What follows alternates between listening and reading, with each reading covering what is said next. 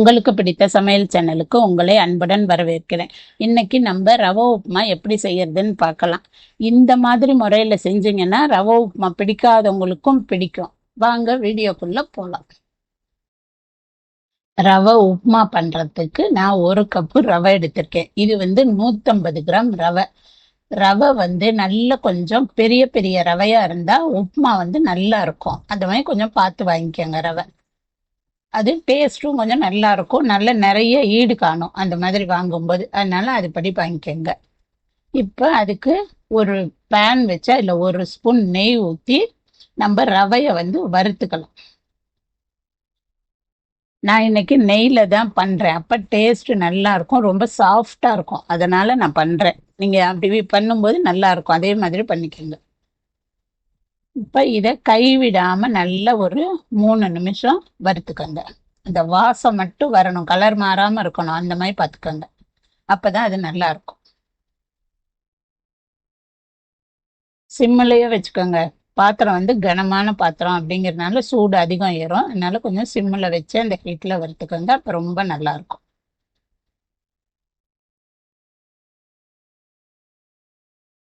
இந்த அளவு வறுத்ததும் நம்ம தட்டில் மாற்றி ஆற வச்சுக்கலாம் ரவையை.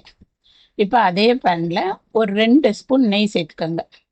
கொஞ்சம் தாராளமாகவே ஊற்றிக்கோங்க நெய். நீங்கள் அதில் ஒரு 6-7 முந்திரி பருப்பும் ஒரு 10 வேர்க்கடலையும் இதில் வறுத்து எடுத்து வச்சுப்போம். அதை நம்ம கடைசியில் அதில் சேர்க்கும் போது நல்லா இருக்கும் இந்த டேஸ்ட். அதனால இந்த மாதிரி வறுத்துக்கோங்க.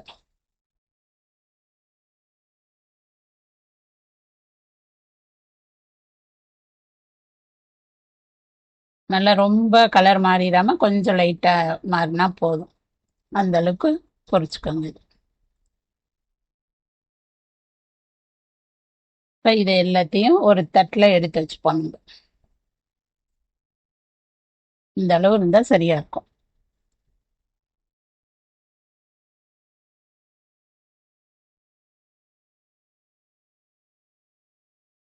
இப்போ இதே பேனில் இன்னொரு ஸ்பூன் நெய் சேர்த்துக்கோங்க.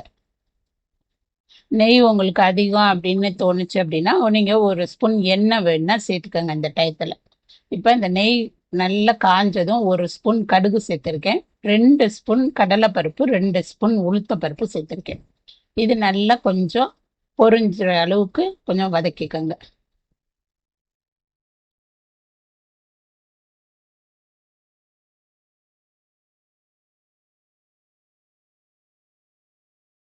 கொஞ்சம் அந்த கலர் மாறுற அளவு வதக்குனா சரியா இருக்கும். அதில் ஒரு கொத்து கருவேப்பிலை இந்த நேரத்துக்கு சேர்த்துக்கோங்க.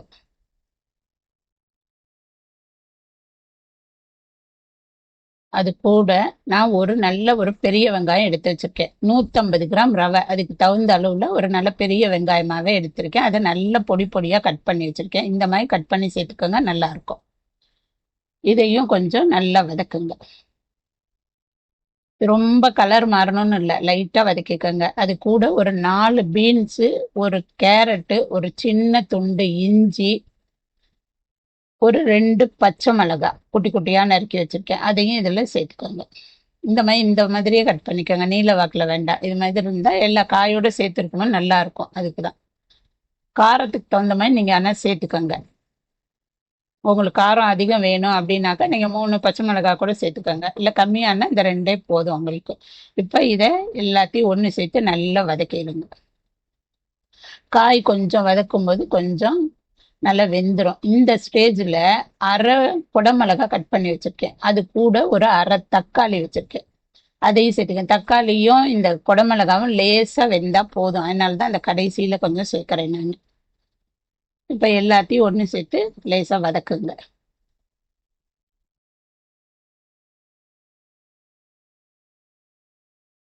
இந்த உப்புமா இதெல்லாம் போட்டு சேர்த்து செய்யும் போது ரொம்ப டேஸ்டா இருக்கும். எப்போதும் செய்யற உப்புமா மாதிரி இல்லாம, அதுவும் ரவையும் கொஞ்சம் பார்த்து வாங்கிக்கிட்டீங்கன்னு வச்சுக்கோங்க, ரொம்ப நல்லா இருக்கும் உப்புமா. அது நெய்ல செய்யும் போது நல்ல சாஃப்டா இருக்கும். இப்ப அதுக்கு தேவையான உப்பு சேர்த்திருக்கேன். இப்ப அதை சேர்த்து நல்லா வதக்கிப்போம். உப்பு சேர்த்து வதக்கும்போது இன்னும் கொஞ்சம் சீக்கிரம் வதங்கும்.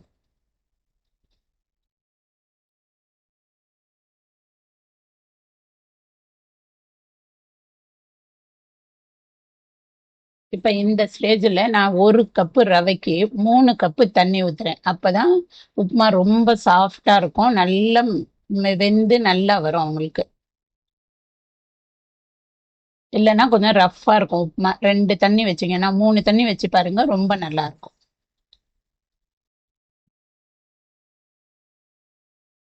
இப்ப இது எல்லாத்தையும் நல்லா கலக்கி விட்டு கொஞ்ச நேரம் கொதிக்க விடுவோம் நம்ம தண்ணி. இப்ப இந்த அளவு தண்ணி கொதிச்ச பிறகு கொஞ்சம் நீங்க ஸ்டவ்வை வந்து சிம்மில் வச்சிடுங்க.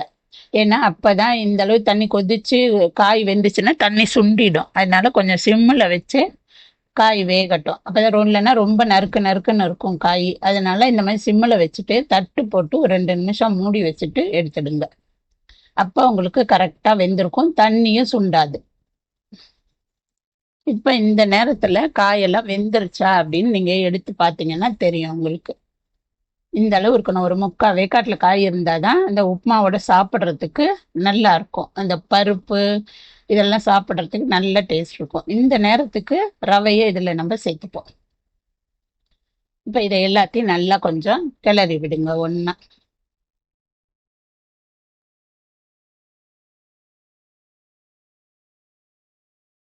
உப்புமா செய்யறது ரொம்ப ஈஸியான ஒண்ணுதான். இதெல்லாம் கரெக்டா நீங்க அளவெல்லாம் போட்டு செஞ்சீங்கன்னா நல்ல டேஸ்ட் இருக்கும். இப்ப இந்த மெத்தட்லயே செய்யுங்க, நல்லா இருக்கும்.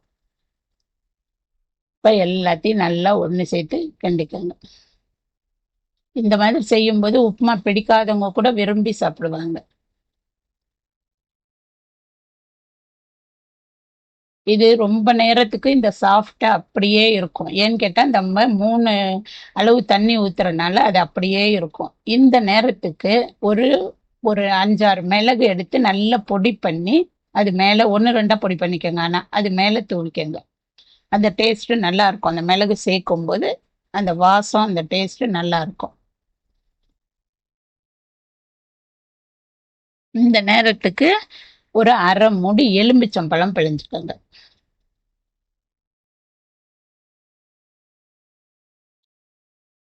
இப்ப இத நல்லா ஒன்னோட கிளறி விட்டுக்கோங்க. இப்படி ரவை வந்து சீக்கிரம் வெந்து போயிடும். அதனால இந்த காயெல்லாம் கரெக்டா வெந்த பிறகு இந்த ரவையை சேர்க்கறது நல்லது. இப்ப இத இந்த மாதிரி நல்லா கொஞ்சம் அமுத்தி விட்டுட்டு நீங்க தட்டு போட்டு மூடி வச்சுடுங்க. கொஞ்ச நேரம் நல்லா புழுங்கி நல்லா மலர்ந்து வெந்து வரும். இப்போ ஒரு 5 நிமிஷம் கழிச்சு நீங்க திறங்க. ஆனா எப்போதும் சிம்மிலேயே வச்சுக்கோங்க. ஆனா அப்பதான் அடி பிடிக்காது. நல்லா வெந்து இருக்கும் பாருங்க. எப்படி இருக்கு பாருங்க. ஒன்னோட ஒண்ணு ஒட்டாத அளவுக்கு நல்லா வெந்து வரும்.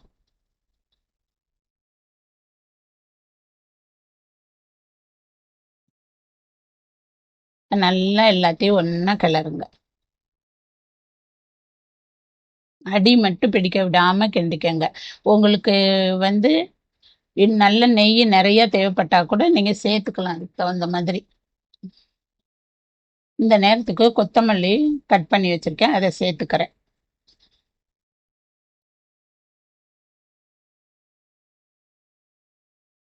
நான் அது கூட ஒரு ஸ்பூன் நெய் சேர்க்கிறேன் பாருங்க. உங்களுக்கு எந்த அளவுக்கு அந்த டேஸ்ட் தேவையோ, நெய் சேர்க்கும் போது உப்புமா ரொம்பவே டேஸ்டா தான் இருக்கும். எப்போதும் எண்ணெயில செய்யற மாதிரி இல்லை. நெய்ல செய்யும் போது டேஸ்ட் நல்லாவே இருக்கும். நீங்க செஞ்சு பாருங்க. உங்க தேவைக்கு தகுந்த மாதிரி ஆனா நெய் சேர்த்துக்கோங்க. இப்ப எல்லாத்தையும் நல்லா அப்படி கிண்டி விட்டுட்டு ஸ்டவ்வை ஆஃப் பண்ணி விட்டுடுங்க. ஆஃப் பண்ணிட்டு ஒரு 5 நிமிஷம் மூடி வச்சிடுங்க. நம்ம சாப்பிடும்போது திறந்து எடுக்கும்போது நல்ல ஈடு காணும். ரவை நல்ல ஈடு காணும். கொஞ்சம் நல்ல நிறைய வர மாதிரி இருக்கும். அதனால மூடி நீங்க வச்சுட்டு அந்த நேரம் எடுத்து சர்வ் பண்ணா நல்லாவே டேஸ்ட் இருக்கும். இப்ப அந்த கடைசியில சாப்பிட போகும்போது இதெல்லாம் போட்டுக்கோங்க. முன்னாடியே போட்டுட்டா இதெல்லாம் கொஞ்சம் சாஃப்ட் ஆயிரும். கொஞ்சம் நல்லா இருக்காது. அதனால நம்ம சாப்பிட ரெடி ஆகும்போது இதெல்லாம் சேர்த்துக்கோங்க. அந்த சூடும் குறையாம இருக்கும். இதுவும் நல்லா இருக்கும்.